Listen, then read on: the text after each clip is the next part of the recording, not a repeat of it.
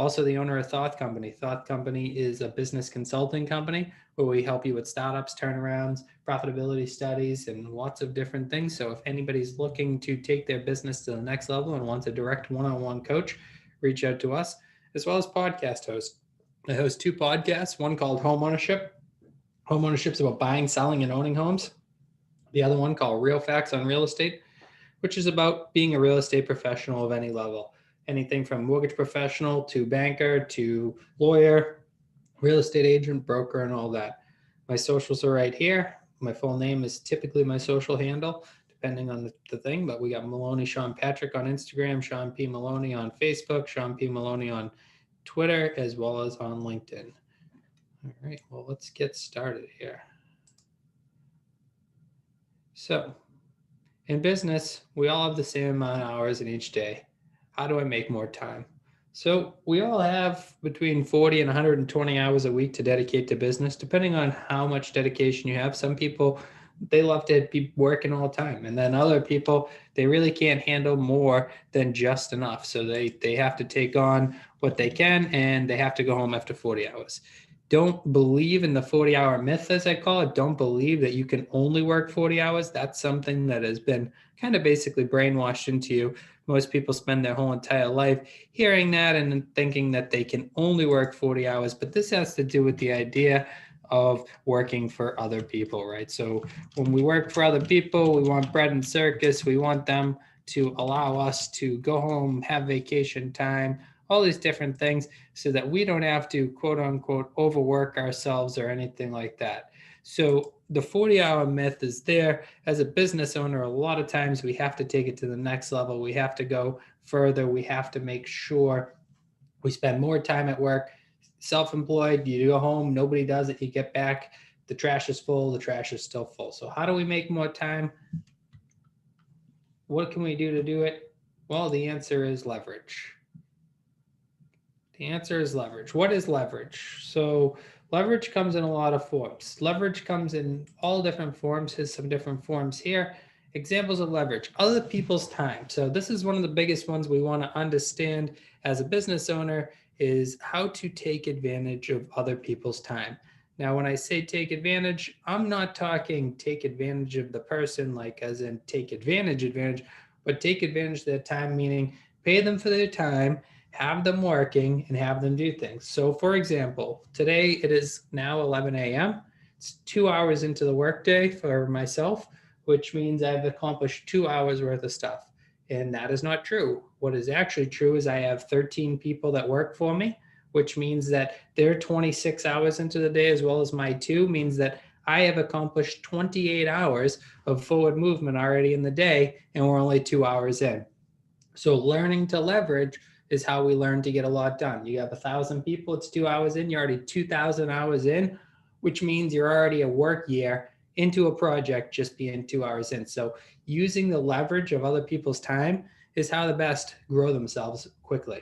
So keep that in mind. You never want to try to do everything yourself. Perfectionists tend to fail because they don't allow other people to do stuff.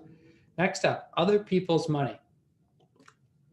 This is an interesting subject. A lot of people say, well, what about other people's money? Like, what do you mean other people's money? Like, why would they give me their money, or how? Well, it's called investment. Lots and lots of different investors out there looking for safe places to land their money to grow. So they're actually willing to give you their money to grow your business. Other people's money comes in many different forms. You have your traditional lending, such as banks, and then you have your non-traditional lending, such as mom, dad, uncle, cousin, associate, person you met, person that followed a prospectus, an advertisement that brought back an investor, lots of different ways. If you have your numbers right, you have everything set up correctly, other people's money will flow into your company, and all you'll have to pay them is interest. So this is an example of them using other people's time because we're using other people's money. What do I mean by that? Well, when we borrow their money, we're using our time to work with their money to work for them. So they're using our time to produce a return on investment from their money. Of course, there's risk involved for them. Of course, there's other things like that, but they're using our time to create their money larger, and they're using the fact that they've built up capital, which then gives them leverage to continue to grow their empire as well. Because remember, If you're not working on your empire, you're working on somebody else's empire. No matter what, we have to go to work. So figuring out how to make the strings of people work as well as how to make people's money work. And then next we have systems. Systems can be anything from the idea of how we do a business practice all the way through a system such as a organizer like a customer relationship management software. These are all things, the systems we create to make things happen over and over again. Because one of the things about growing a business and having people and hiring them, we need to give them processes that they can continue to do successfully time and time again so they can find success, so that they are willing to work for us and spend their time there. If we don't give people money and success through working for us, they're not going to work for us long. If we are always winning, they're always losing, they are going to leave soon. And chances are they don't have any allegiance to you. And say the building caught on fire, they may walk out the back door and say, I hope the fire department comes, versus somebody who considers themselves a part of the business might run and grab the fire extinguisher and try to put it out. Obviously, extreme example, really probably not true. But what I mean is people who are given systems to find success, they tend to love the business versus people who don't. Next up, we have automation. So leverage through automation. So lots of times people are trying to hire before they've got all their systems in place, before they've got all their automation set up, and they end up hiring people to do jobs that the computer could do. If every time we do an action, another action has to happen, chances are in the modern day world, we can automate it. What do I mean? Let me give you an example. So when we, as a real estate agent, accept a offer, one of the first things we have to do to the person is send them a copy of the Massachusetts rules about a home inspection. It gives them the knowledge of their right to a home inspection. This is a required document. So normally what happens, you get an accepted offer, you yourself, the agent, go home, you send them an email, and you attach that document. What happens at a company that understands automation? Instead of making work out of that, we set it up that when the computer sees we have an accepted offer, it automatically sends the email containing that information. So automation is a great way to figure out how to do more with less, and to make sure that you're not hiring quite yet until automation and systems are in place. And the fact of the matter is we can't keep up with the volume we have. Last but not least is equipment. Equipment and automation oftentimes come together nowadays, whether it be robotic arms that do certain actions, all the way through equipment like heavy front end loaders that drive themselves, or they measure items. You know, we have scales and lift arms nowadays. Everything has become so automated and systemized that equipment is another way to save yourself from employees, right? So if you are, say, a seamstress and you're sewing items, you're doing it by yourself and you're doing it on an old school sewing machine, versus getting a machine where you simply feed the item in and it does the rest of the work and it spits it out the other side moments later. Of course, you need to make the decision of when the financial gain is worth it. But when you're going to be hiring people, you want to make sure you already have your systems, automation, and equipment in place. That way there, you're not hiring somebody for something that could be done in another fashion and easier and cheaper. Because remember, equipment's machines, automation systems, they all are very, very expensive. But once put into place, you hit play and they do the same thing over and over again with success. And typically most equipment, most businesses, when you get an equipment, you're going to see a gain in time because the equipment makes the job easier, which protects you and makes sure that you're continuing to grow. All right, 5. These are some questions to ask yourself before hiring. Am I always running out of time? This is an important one. If you go to work every day, you're finding great success, but you can't open the emails from new customers because you're too busy making the product, or maybe you can't make the product because you're too busy interviewing the customers, you want to pay attention to that. Because if you're running out of time all the time and you're finding success, you're probably at a place where you really need to hire somebody to help out overall with the business, because otherwise you're going to be stifling your own growth by not doing it. Would I be more successful if time wasn't my limiting growth factor? This is a huge one. This is very similar to what I was saying. It's like, if I'm running out of time, is that what's stopping my business from growing? For a lot of us, that's the truth. A lot of us, our businesses don't grow as quickly as they should grow because of the fact that we are the limiting factor. We go home, we always have to go home. Doesn't matter whether you're working 60, 80, 120. If you're working that many hours, your work's going to get sloppy, you're going to get slowed down, and you're not going to have time for friends, family, and a life, which eventually is going to lead to a collapse of the entire organization.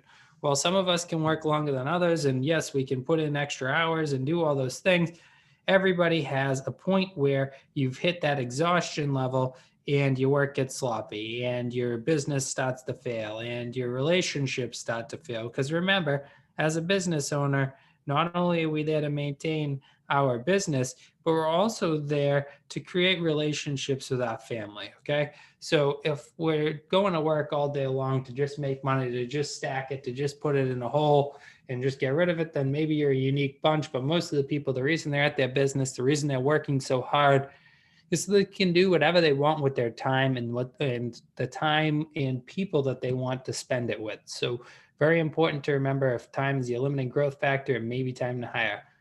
How could I organize and document what I do? Okay, so if you're getting ready to hire, you really want to make sure every single job you do throughout the day is documented, whether it be emptying the trash all the way through going out and doing the sales route.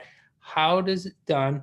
Why is it done? What to watch out for and how to make it. So documenting everything is super important, because if I say to somebody simply, hey, go empty the trash, they empty 4 trash barrels, they think they did a good job, they come back, Sean's the trash empty.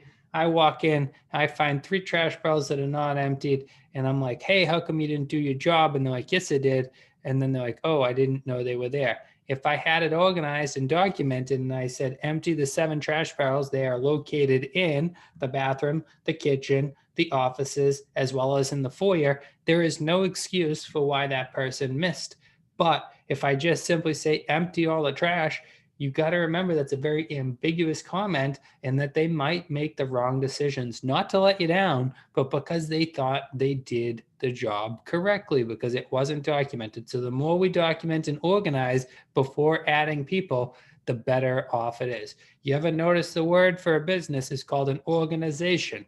Why do they call it an organization? Because it has to be organized to run. So keep that in mind. Whenever you see organization, you realize organize is in that word. It tells you your business must be organized or you will not find success. Next question. Have I properly invested in systems and automation? So systems and automation help us out a lot with time.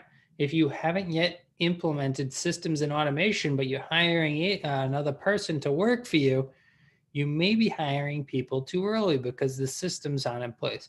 Or you might be on the opposite side where you're not really great with systems and automation, and the first person you're hiring is somebody to help you grow your systems and automation. I myself, I'm not exactly an IT professional. I know I do a lot of different things online. You guys see my videos, you see my slideshows. Let's be honest, I didn't make my own slideshow. Carl did. He's my creative director.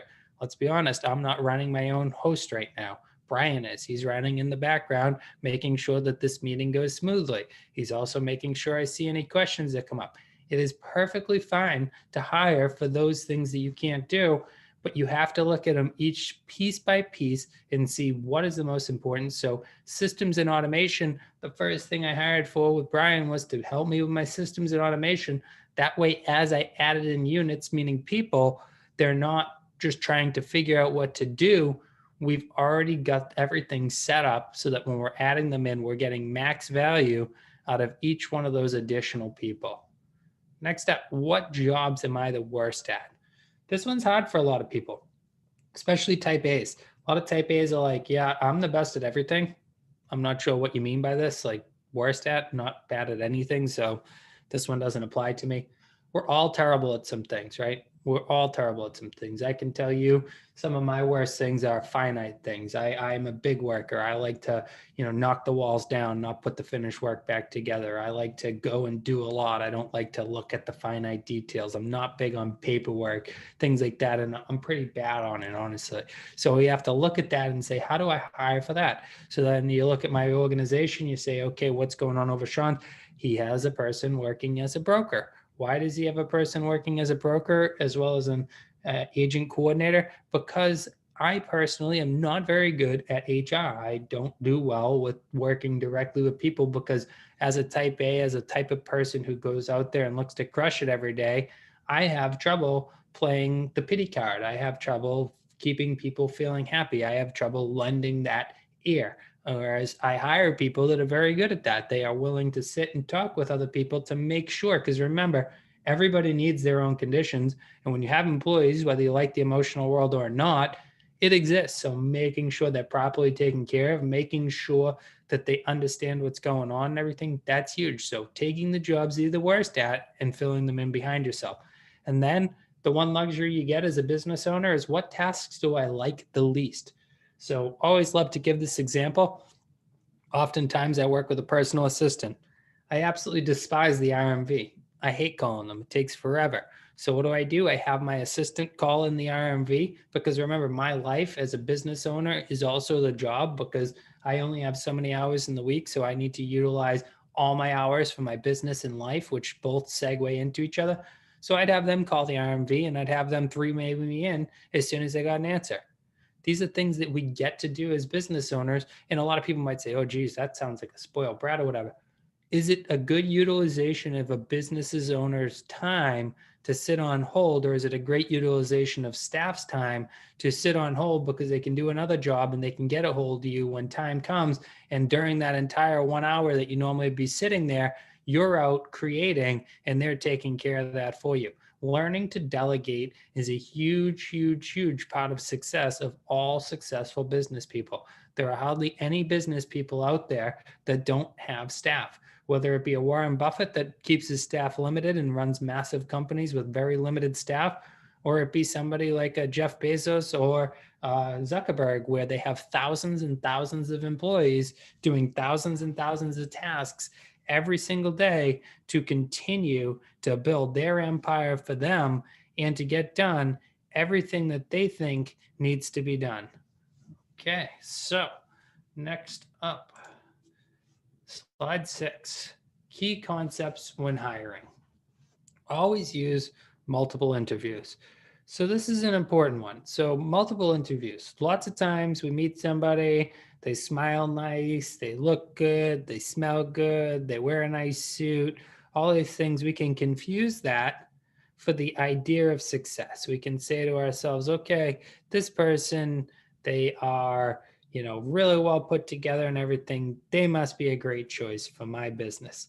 Not that they're not going to be, not that the first meeting can't go great, but finding out how reliable somebody is, finding out that they show up on time each time, finding out that they are going to, have that passion is better to find out before than to meet with them once, get them to start work, and then realize that they're always late from that point forward. It can be very depressing to think that you hired somebody for a position only to find out that you now need to go back and you have to hire again because you hired the wrong person, which leads me right into the second, which is hire slow and fire fast. So what does that mean? When you're hiring, you want to take the proper time to ensure you're getting the right person, making sure you're not spending your very important money, time, and energy into somebody who is not going to work out. And then the second half, fire fast. What does that mean? It means when you hire people and they're not the right people, you need to be feeling that. You need to feel the idea that these aren't the right people for me. These people are going to be trouble in the future. So instead of waiting for the future, you want to get rid of them quickly. Let me give you an example. I was at a tree convention one time. I used to own a tree and landscape company. And the gentleman on the stage was talking all about this. He said, you need to hire slow and fire fast. And then a lot of people in the crowd were kind of like, what do you mean by that or whatever? And he's like, have you ever had a person on your job site that you were worried they might get injured, that you were worried they might do something wrong? And everybody in the crowd said, yeah, of course. And he said, what if I told you that instead of waiting for them to hurt themselves, you should have let them go ahead of time?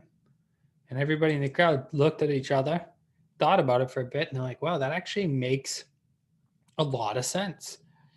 Because why would I let somebody get hurt on a job site, then let them go and deal with the idea that now I have a business workman's compensation claim versus I just need to hire somebody else? So hiring slow and understanding the person, and then knowing when they're not the right fit, rather than take damage to your business, let them go or move them into the position that is the right fit and move forward. Because hiding from your problems, being a passive, is not what business owners do. One of the big defining differences between an entrepreneur and a normal person is the idea to make split-second decisions and feel good about your gut. Entrepreneurs hit decisions all day long, and they have to make them. They don't get to hide. They don't get to say, I'll do it in the future. They get it, and they have to make a decision right now because it matters as a business owner to make quick decisions and be ready to go. So finding somebody who complements your talents, that's huge. Because remember, if I'm great at everything, like I'm a great talker, I go meet with people, but I'm terrible at paperwork, I want to find an employee that is awesome at paperwork, but not that great at talking with people, because their talents are going to complement my talents and we're going to work better together. Because the big thing to remember in the world of teams is finding well-balanced people that get along, that complement each other, is how you find massive success in a short period of time. Next up, use tests like disc analysis to ensure a good fit.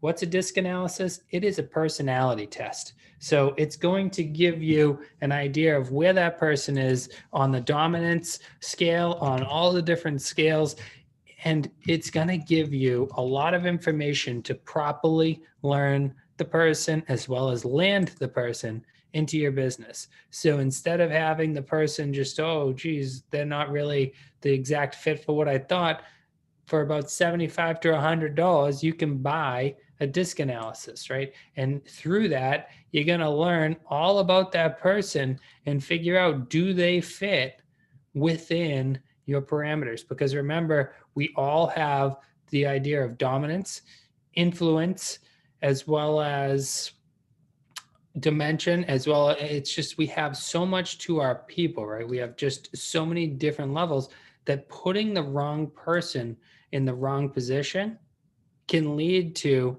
a lot of different problems, right? We can lead to the idea of people that clash, people that bump into each other, people that don't get along, because DISC is going to tell us ultimately, are they a more dominant person? Are they more a regressive person? And we're going to get the idea of all this on a sliding scale. It's going to talk all about them. It's going to give us lots of different information about the person and give us a way to make sure that that person fits within our company. So they stand for dominance, influence, conscientiousness, and steadiness. So we're going to find out dominance. Are they direct? Are they firm, strong-willed, forceful, result-oriented? Or are they an influencer, outgoing, enthusiastic, optimistic, high-spirited, or lively? Or are they conscientious? Are they analytical, reserved, precise, private, systematic?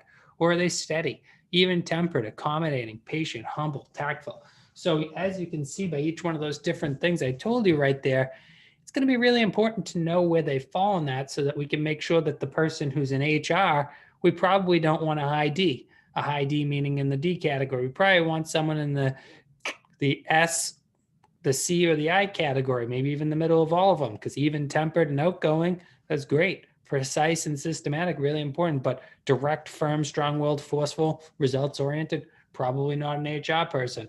Always knowing where we're going is going to save us a lot. And then remember, a company is all about core culture. If your people don't get along, if your people don't like each other, I know it seems like nothing to do with business and nothing to do with your day, and I don't really care how my people feel about each other. Well, you have to. Core culture is everything. Core culture is why people join companies. Core culture is why people move around. Core culture is why people will leave you. So keep core culture in mind and to build a good culture. Payroll. So if you build it, they will come. What does that mean? If you guys remember the Field of Dreams, it's all about building it and the baseball players show up. Well, if you build it, they will come. Payroll does not tend to be there before you add the employee. The employee is going to earn the extra money, which is going to build the money, which is going to build the ability for payroll. To think when I'm rich, I'm going to hire employees, you'll probably never make it to rich. Not to say that you need to rush it, but you also need to know you need to put it together for them to be there. Plan for the long term in payroll. Don't think, can I hire the person because I need them now? That's what you call a subcontractor, contract in for a job. But when you're hiring, you want to plan for the long term. Where's this person going to fit in? How long am I going to need them? And when am I going to need the next one? We want to think about all that before we hire. That way, there, we're not hiring somebody. Say we have like a work order of 100 orders. Normally, we never have more than 10. So we get this work order of 100 orders. We hire in a person. 100 orders later, they're looking at us going, what do I do? And you're like, just sit there for now. And slowly but surely, you watch them collect a paycheck every week and you don't have enough work for them. So plan for the long term. I know I just said if you build it, they will come, but also be understanding that if you're not planning for the long term, it's not going to go very well. Next up, money's not always the determining factor. So a lot of people might read this and say, bullshit. Yes, it is. Money is not always a determining factor of why people choose works. People choose works because they believe in the mission. People choose works because they believe in the product. People choose works because they want to live a certain lifestyle. People choose work based on proximity to home. People choose work on a lot of different factors. And a lot of people make the mistake that they're just going to pay the most money and that's how they're going to find the best. Well, the best may cost the most money. It doesn't go the other way. You can't just pay people to be great. You have to find great people, respect them, and treat them great versus just thinking that money can be the determining factor to land that amazing employee. There are lots of other things you can do. So think about perks that can add value. Is it health insurance? Is it dental insurance? Is it you own a food company and every day you're allowed to take home unlimited food? Think about ways you can add value that's perceived value over physical value, that the company can save money by utilizing something they already have, by making people happy through things that we're already doing and other things like that. Because remember, perks, job perks are another big way to save yourself some money. Because ultimately, if I say, I own this workout facility and you're an employee at the gym, and for that, your whole family gets a free gym membership, doesn't cost me a thing, gets me another member showing up to my gym, and gives that person the advantage of they normally would have to pay $20 to $40 a person for the gym membership. Times 4, it's $160 a month in extra value that, again, I have more people showing up to my gym. I have a better perceived value. I have an employee that's passionate about the business. I have an employee that's visiting the business, and everybody is happy. So win, win, win all around. Remember, in business, it's all about the win-win for everybody, because when one side wins, the other side loses. That's where we run into troubles. Next up on payroll, last but not least, always use a payroll company. I know a lot of people like to do things themselves. This comes down to one of those, maybe if you're dead, you don't do anything, you have nothing to do with your time, do your payroll. But otherwise, for the fee that they charge, you're never going to keep it as accurate as them. You're going to waste way too much time spending time trying to figure out all the different taxes and making sure all the accounts are set up. Payroll companies are pretty insignificantly expensive. I use BizCheck's payroll. I've used Paychecks before. I've used ADP before. I don't really have a pro and con to each one. I like BizCheck's personally. They're right out of South Shore, Massachusetts. I know the people well, like Patty Dunnigan and others over there. So it works out well for me. I'd say use a company that you feel confident with. Are there other payroll companies? Yes, you can do it directly through QuickBooks and lots of other things. Just make sure to realize that by hiring sometimes by bringing in somebody outside, it sometimes helps us in offsetting some of the liability and the idea of they're paying attention to all the accounts and everything. Whereas if you're doing it yourself, one little mistake, you could owe the state money, you could mess up by accident. It's not your job full time. It's going to take you way longer than it takes them. For me, it's a simple email every other week to my payroll advisor, telling them the hours, any bonuses, anything like that, and automatically the rest happens. All right, next slide. Onboarding, massive part of employees, massive part of having people in your business is onboarding. Making it as smooth as possible is absolutely crucial. When you're bringing people on, having a rough run on the way in tends to make people leave pretty quickly because they're like, geez, this place is totally disorganized and I don't know that I want to be a part of it. So make it smooth. Also, make it fun. These people are joining. They're joining your mission. They're about to work for your life. Remember, as a business owner, they're about to work to make you wealthy, to make you successful, to make your business. So make it fun for them. Make them feel welcome as well. A lot of times companies have a new hire and they forget. Remember, guys, you ever go back, think back. You went to middle school or something. You just changed housing. You just changed schools. You're walking in, everybody knows each other. You don't know anybody. Make them feel welcome. Make sure the people in your organization reach out to them and say hello. And make sure that there's no clubs. Like there's no like, oh, geez, I'm in this clique and I have to get in the clique. Don't allow that to happen. Remember, core culture is everything. So making the new hires when they join in feel welcome, feel like everyone enjoys seeing them, really, really, really important. Can't stress that enough. Then make sure to explain everything about the company. I know that they're not going to be doing everything. I know that they may be as someone as simple as the janitor all the way through as complex as the CFO. We want to make sure they understand the way the entire business works, every single department. That way they can work in harmony. That way they can understand what's going on, which is all a part of the onboarding process. And then never hold back items waiting to build trust. This one is super common, right? Everybody does it. They're like, I'm going to give them work shirts once they prove that they're not going to quit. Well, in the old world of a standoff where it's like, you show me yours, I'll show you mine type scenario, a lot of people never show theirs because they're holding back, waiting for trust. When I'm a new employee, just joined the company, I don't know anybody, and the way that people treat me is like, okay, I'm kind of sketched out by this new guy, I'll trust him eventually. That leads me to have a really, really, really bad feeling and to not trust you. So if you're holding back on me, chances are I'm holding back on you, which means that we didn't have a successful new hire. It means that we have problems. We have problems within our business. We have problems within our people. I would never hold back because as soon as you let a new person know you don't trust them, you're on a different level. So today, closing statement, the only way to gain more time in business is to add to new people. Hiring the right people should lead to freedom of time and more income. The key factors you must always remember is this is business, and in business, you must make money. Always keep in mind, you need to make more than you think for when problems arise. So oftentimes when we set pay, we talk about how much we're going to give somebody. We sometimes overstate what we can do.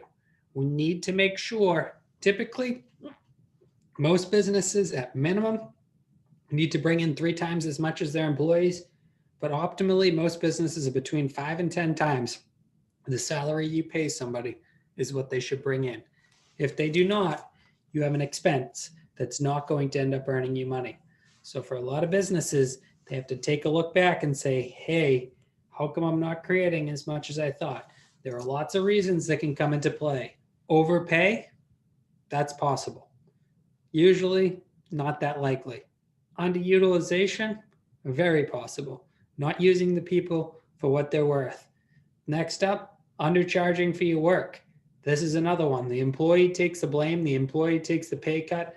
Say you're a landscaper and you're like, okay, well, I charge $50 an hour. How am I going to make $500 for them? Probably not going to make a 10 factor on a landscape company, but a 3 to 5 factor you certainly should be able to make.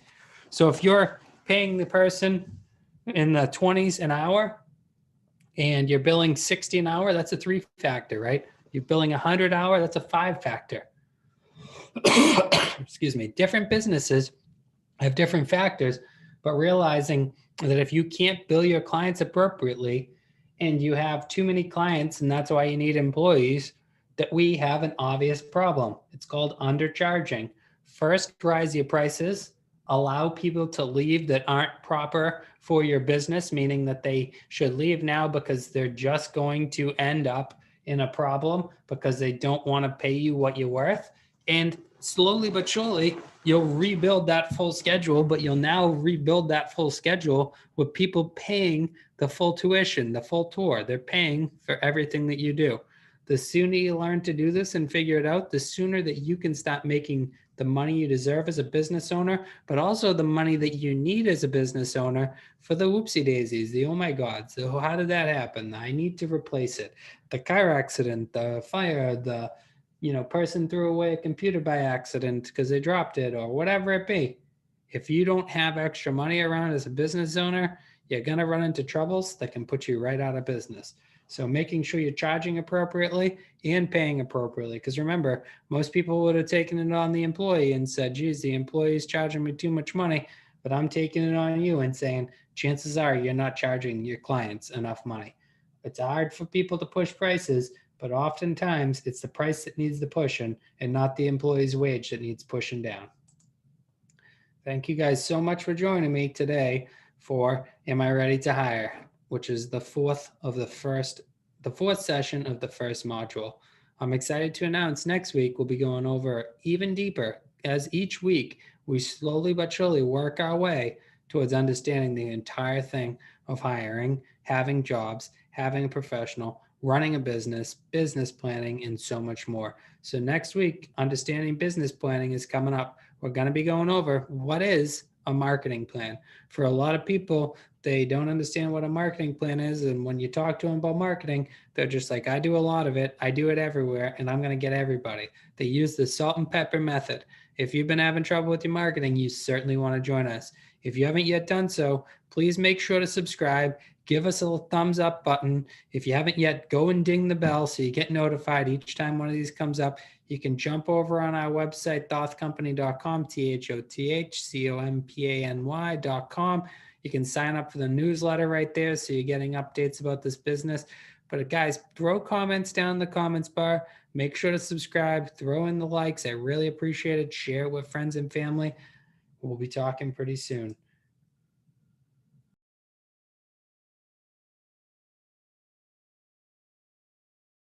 Real estate professionals, home ownership for homeowners, buyers, and sellers to educate themselves on the idea of owning property. Here's where you can follow me. Each one of my companies, myself, my personal accounts in the middle, my real estate brokerage accounts, and on the far side, Thoth Company, my consulting business.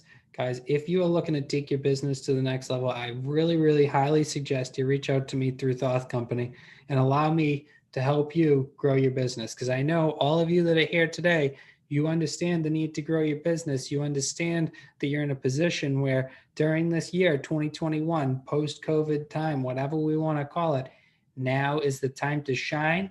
Now is the time to make the most money you ever have. And now is the time to fix anything you have going on in business that needs fixing.